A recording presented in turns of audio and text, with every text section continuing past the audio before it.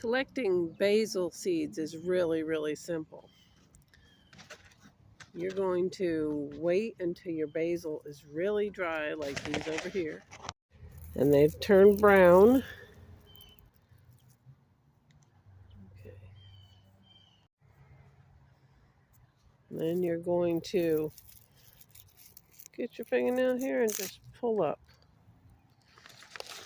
I'm going to put them into this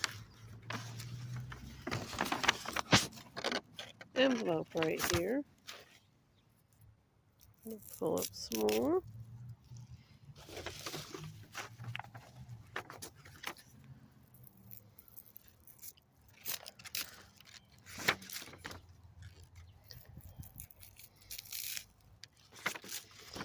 Alright, once you've got a good bunch in here, all you have to do is take them in your hand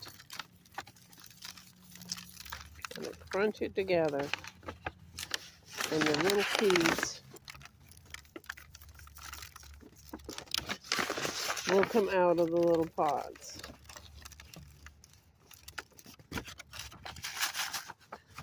So that at the bottom, when you're done, you'll be left with a bunch of little basil seeds.